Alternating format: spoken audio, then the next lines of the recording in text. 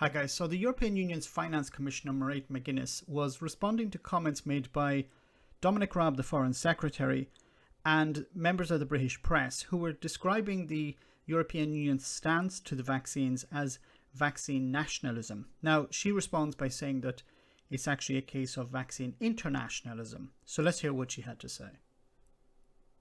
I think it's quite interesting, the reaction to facts that were put on the table this week, because the European Union, as I heard from your contributors, are being accused of vaccine nationalism. In fact, we could be accused of vaccine internationalism because we have exported to 31 countries, including the United Kingdom. Okay, so she's talking about 31 countries. Here's a list of the top 10 countries the EU has exported vaccines to. You can see here 41 million vaccines have been exported. The UK is number one with 10 million vaccines. Then it's followed by Canada at about 5 million. Japan about 4 million. Then Mexico, Saudi Arabia, Turkey, Singapore, Hong Kong, Chile and Malaysia. And this is from Bloomberg. Now, the EU is not engaging in vaccine nationalism if it's exporting its vaccines. Now, what's interesting is that the United States up to now has not been exporting any vaccines, and recently decided to export about 4 million vaccines to both Canada and Mexico, its neighbours. The UK has not exported any vaccines, it seems, and especially not any to the European Union. So let's hear what else she had to say. And I think what's terribly important this week, as you say, there is an increase in infections across Europe, alarming for everybody.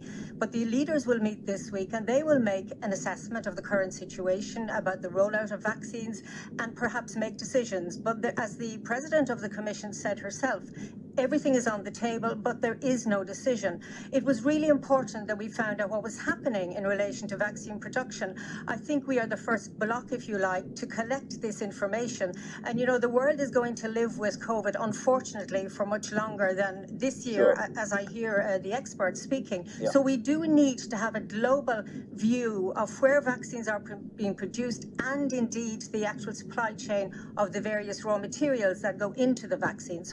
And that's true, because we've been seeing how there has been disruption to that supply chain because some of the core materials used to produce the vaccines comes from India, and India is suffering a massive wave at the moment, and they seem to be limiting the supply of this raw material, which is concerning because we need to have a global approach to this pandemic. And as she's going to say in a moment, because there's a risk that we could face new variants, and we need to make sure that the vaccines that we do have at the moment are effective against these new variants. But we need to work together on a world basis. We can't just, deal with it on a country by country basis, or even by a block by block basis. We all have to work together as people of the world to deal with this pandemic. So I think we have put everything on the table. We've been open and transparent, and we invite other stakeholders globally to do the same. Your boss, Ursula von der Leyen, said yesterday, we have the option of banning a planned export. That's the message to AstraZeneca. So it could happen. Well, I think the AstraZeneca saga is well told at this stage and is hugely disappointing. I think that we all need to, if you like, calm down, look very, if you like, dispassionately at the situation around the raw materials for vaccines, around where they're produced and how we might ramp up that production. But more importantly, and I think lots of experts are saying this, that we have to prepare for a potential other variant, because we know that the UK variant has spread widely and is harder to actually, if you like, treat, but also it causes more rapid transmission. We have to be prepared for what, if you like, the what if another variant arises that is more difficult and we need another vaccine. So look, out of all of this discussion, controversy and, opinion, I think we have to, if you like, let wiser counsel prevail here. But it is interesting how when facts are put on the table, different opinions are formed on those facts, and everyone is entitled to their opinion, but not their own facts. I think it's quite... Yes, finally, everyone is entitled to their opinion, but not their own facts. And unfortunately, we're seeing politicians take control of the situation when it should be scientists and experts.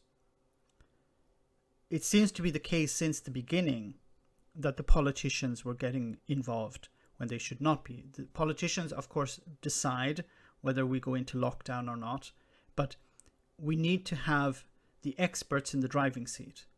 For too long have we let politicians decide whether to go into lockdowns or not, or to listen to the scientists. The scientists need to be in the driving seat. And unfortunately, I'm afraid that going forward, the positions are becoming more entrenched on the European side, perhaps on the British side, in the American side. We need to work together.